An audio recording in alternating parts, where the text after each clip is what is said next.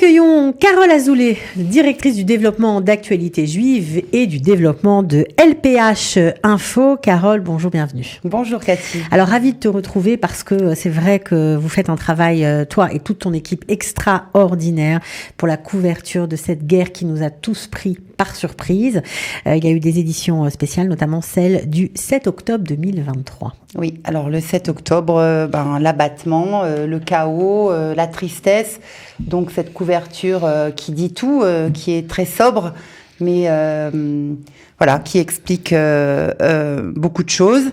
Et puis une équipe en France, puisque le journal est fait en France avec des journalistes qui sont en France, en Israël évidemment, toute une partie israélienne, une équipe qui a été vraiment soudée d'une manière incroyable pour essayer de donner, de ramasser les centaines et les centaines d'informations, une plus dramatique que l'autre.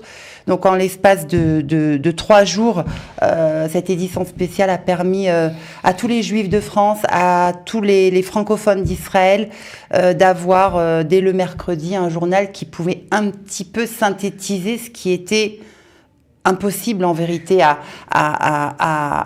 à expliquer, voilà, mais on était obligés, c'est notre travail. Travail d'investigation, de traduction, d'enquête, vraiment, qui a été formidable, oui, et puis, franchement. Je tiens à dire que, oui, les journalistes ont été vraiment extraordinaires parce que nous aussi, on vit ça d'un point de vue émotionnel très difficile, mais on est tous mus par un seul intérêt, c'est de donner l'information. Je dois dire aussi qu'on a fait une opération particulière, c'est-à-dire qu'on a voulu que le journal soit accessible à tous de manière globale. En plus, on avait des problèmes d'acheminement en Israël vers le sud, vers Ashkelon, vers Ashdod.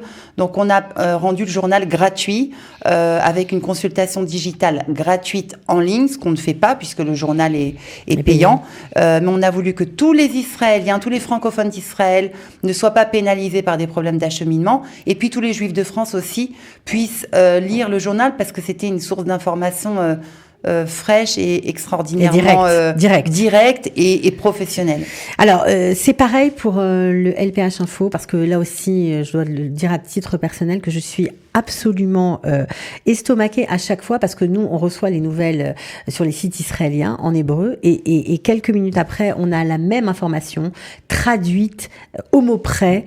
Vraiment, c'est un travail professionnel impressionnant. Alors oui, pour expliquer à nos auditeurs ce que c'est qu'LPH, en fait, LPH, c'est aussi un magazine qui sort une fois par mois, qui est le supplément mensuel d'actualité juive, et puis il y a le site, la partie digitale, la partie information de LPH qui représente un énorme travail et une énorme source d'information pour tous les Juifs dans le monde, là on parle du digital.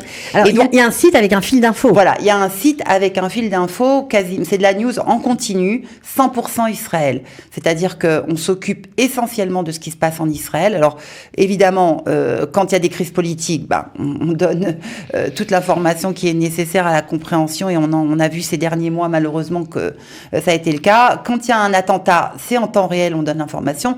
Et alors là, en temps de guerre, je dois dire que nos équipes qui sont très restreintes, et je tiens vraiment à leur rendre hommage personnellement. Je lance un message à Guitel qui est sur le front d'une certaine manière pour nous donner une information vérifiée, fiable. Il n'y a pas de fake. On se pose des questions. On filtre aussi, Cathy. C'est très important de le dire ici. On filtre aussi l'information parce qu'on ne veut pas balancer des images d'une violence insoutenable. Donc, on doit filtrer les images, on doit filtrer les informations pour donner quelque chose de fiable, qui soit inattaquable. Et on se pose des questions tout le temps. Est-ce que tu as vérifié? Est-ce que c'est vrai? Voilà. Et puis, c'est une source d'information depuis Israël. Ouais, donc ça n'a pas de prix, voilà. Ça n'a pas de prix. Et vraiment, franchement, je peux vous le dire, je l'ai vérifié et j'étais même moi-même estomaquée. Oui, alors je dois juste préciser qu'il y a le site d'information, donc il y a une page Facebook sur laquelle aussi on voit les news en continu. Et récemment, on a un compte Twitter, évidemment, un compte Instagram, mais on a ouvert récemment un groupe WhatsApp qui permet aux gens de recevoir sur leur téléphone tout le temps en immédiat, et une newsletter qui part tous les matins. Donc c'est un travail quand même de fourmis. Et surtout là, en temps de guerre, on est vraiment tous mobilisés. Newsletter qui est diffusé à 15 000 adresses vérifiées. Donc franchement, c'est pas mal du tout. C'est important d'en parler. Alors, on a parlé de l'édition spéciale du 7 octobre, mais bien sûr, ça continue.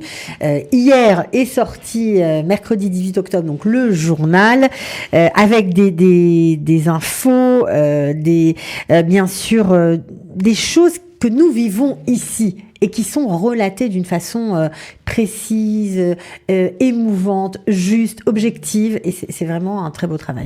Oui, parce que en fait, il faut quand même rappeler qu'Actualité juive, c'est un lien presque charnel au sein de la communauté juive de France. Et puis maintenant en Israël, puisque ça fait 2 ans et demi, je tiens à le rappeler quand même, 2 ans et demi que nous sommes diffusés en Israël. Et donc pour les francophones d'Israël, c'est devenu un espèce... Parce que, je vais vous dire, Cathy, l'information, on est inondé par les réseaux. Mais le jeudi, quand on a le journal et qu'on peut se poser 2 minutes, ou le vendredi, et le lire tranquillement, c'est un lien aussi. On sait que notre sœur le lit à Paris, que notre cousin le lit à Sderot, et que notre frère le lit à je ne sais où, à Nice.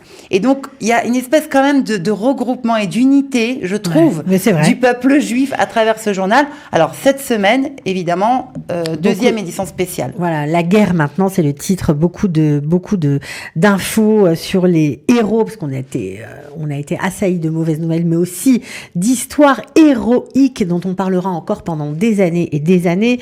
Vous parlez des traumas, des ressources juives, plein de choses, les menaces aussi qui pèsent sur la communauté. Alors, moi, j'ai fait ça vraiment comme ça en des thèmes génériques, mais vous avez les titres, je crois. Oui. Voilà, alors les titres, on parle de cette semaine évidemment. Bon, l'idée, vous avez vu la couverture après ce moment de stupeur. On passe là à la guerre. Malheureusement, c'est une couverture également très forte. Je tiens à rendre hommage, si vous me permettez, de ce moment, vraiment à toute l'équipe en France, à la rédactrice en chef, Yael Semama, Alexis Lacroix, le directeur de la publication, à tous les gens qui travaillent vraiment. Je peux vous dire qu'on reçoit le journal ici en Israël à 1h du matin. Donc les titres sont vérifiés, les photos sont... Je tiens à rendre hommage à ce travail. On ne peut pas imaginer à quel point les équipes travaillent dur. Donc cette semaine, on va parler évidemment l'offensive d'Israël pour attaquer le Hamas. On va parler de ces Israéliens héroïques que vous avez évoqués, le mode opératoire du Hamas inspiré des crimes de l'État islamique. On va parler aussi de la France, parce qu'en France, il se passe beaucoup de choses. Ah oui, le conflit s'importe. Le conflit s'importe, les Juifs ont peur. Des Juifs ont peur d'envoyer leurs enfants à l'école, malgré des gardes qui sont devant les écoles. On me dit qu'il y a une tension. Une vraie tension. Chaque chose qui se passe ici peut tout d'un coup embraser toute la région, mais aussi toutes les communautés juives. Donc on parle aussi des étudiants juifs de France qui sont aussi inquiets, de ces écoles et de ces synagogues qui sont gardées, de toutes les menaces antisémites qui ont bondi. Puis on parle bien sûr de l'assassinat de Dominique Bernard, le professeur à Arras.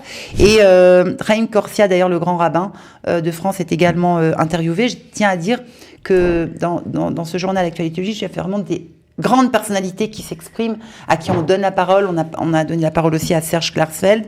Et bien sûr, chaque semaine, on met le point sur toutes les initiatives d'entraide locales ici en Israël, parce que ça ne s'arrête pas, vous en parlez régulièrement, Cathy. C'est fantastique. Et donc on doit aussi donner l'information aux gens qui en ont besoin. Voilà, parce que c'est ça on vit une dichotomie complète entre les nouvelles terribles, les gens qui enterrent leurs enfants, qui enterrent leurs proches, et puis d'un autre côté, la société civile qui se mobilise d'une façon mais exceptionnelle. Je crois que ça n'a jamais été le cas de toute façon. Et aussi rapidement. Et aussi efficacement. Voilà. Bon, alors en tout cas, bravo pour le travail. Franchement, vous avez compris, une seule chose à faire, c'est vous précipiter sur le journal. Comment on fait pour le trouver, Carole ? Alors c'est très simple. Vous avez toutes les informations qui défilent. Vous pouvez contacter, vous pouvez vous rendre sur la page LPH Info Facebook ou nous appeler sur le numéro qui va passer tout de suite. Vous vous abonnez, vous achetez chez Stematsky, vous parlez dans les groupes, vous dites où est-ce qu'on trouve ActuJ, tout le monde vous répondra parce que tout le monde le lit de plus en plus. Donc, vous trouverez, c'est très simple. Bon, merci beaucoup, Carole Azoulay. On se retrouve une prochaine fois avec grand plaisir. Merci, Cathy. Pour vous abonner au meilleur de la presse francophone en Israël, une seule adresse, www.actualitéjuive.com/israël-abonnement ou contactez-nous au 058 461 62 62.